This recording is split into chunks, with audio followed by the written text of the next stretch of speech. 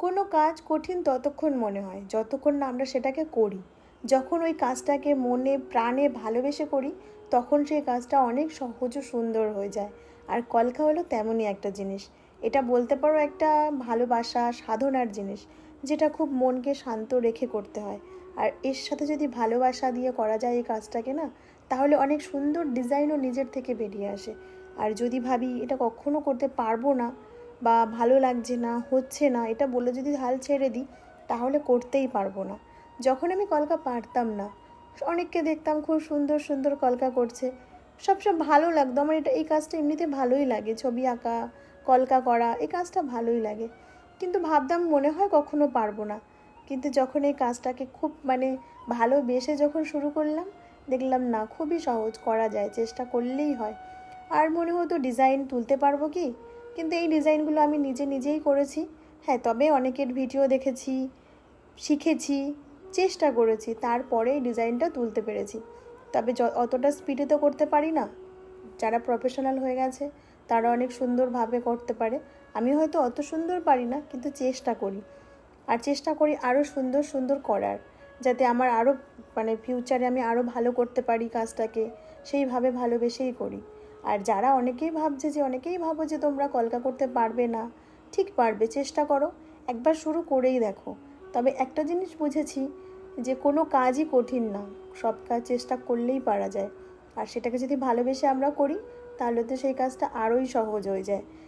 আর এই যখনই দেখতাম, জানো তো, এইরকম কলকাগুলো দেখতাম সবাই করে, ফেসবুকে দেখছি, ইউটিউবে দেখছি, মন থেকে না এত ভালো লাগতো কাজগুলো। এই সব কাজগুলো দেখলে মনটা সত্যিই শান্তি লাগে। আর যখন নিজে করতে পেরেছি, আজকে নিজে করছি, তখন তো আমার আরও ভালো লাগছে কাজ করতে, করার আশাটা আরও বেড়ে গেছে। তাই করছিও মন দিয়ে, চেষ্টা করি আরও আরও ভালো কিছু করার চেষ্টা করি সব সময়। করব, আজকে হয়তো কোনো কিছু একটা করেছি, চেষ্টা করি সেটাকে পরের দিন আরও ভালো করব। আর আগামীতে ইচ্ছা আছে অনেক ভালো কিছু করার।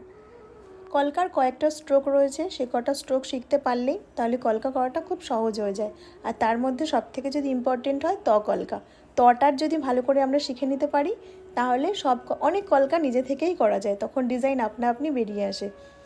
কলকা, পাতা কলকা, এই দুটো জিনিস শিখতে পারলেই হয়ে যায়। এবার অনেকেই আছে, আমি একবারে পাতা করতে পারি না, সেই পাতাটাকে আমি দুবারে কভার করি। মেন উদ্দেশ্য থাকবে আমার পাতাটাকে করতে হবে ভালোভাবে, সেটা আমি একবার টেনে করি আর দুবার টেনে করি। তা আমার একবারে অসুবিধা হয় বলে আমি দুবার টেনেই কলকাটা পাতাটা আমি করি। একবার করলে আমার পাতাটা হয় না, হয় আমার মোটা হয়ে যাবে, নয় কিছু হবে। তাই চেষ্টা করি আমি ওটাকে দুবার টেনে সুন্দর করার। আর স্ট্রোকগুলো যদি সুন্দর না হয় কলকা কখনোই দেখতে সুন্দর হবে না। তার জন্য সবথেকে দরকার স্ট্রোকগুলোকে সুন্দর করার। আর স্ট্রোকগুলোর মধ্যে তটাকে যদি আমি সুন্দর করতে পারি তাহলেই আমার পাতাটাও সুন্দর হবে। আর তারপরে চাইলে আমি সেই পাতা আর দিয়ে অনেক কলকাই করতে পারবো।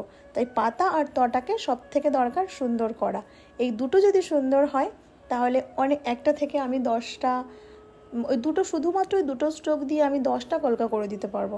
তাই কখনো ব্রাইডদের উপরেও করতে পারবো, চাইলে কোনো জিনিসের উপরেও করতে পারবো, কিন্তু তার জন্য দরকার অনেক অনেক প্র্যাকটিস। আর এই সুন্দর কলকাটা তৈরি করতে আমার সময় লেগেছে 1.5 ঘন্টা। আর তোমাদের এই কলকাটা কেমন লেগেছে অবশ্যই জানাবে। চেষ্টা করব আরও সুন্দর সুন্দর কলকা নিয়ে আসার।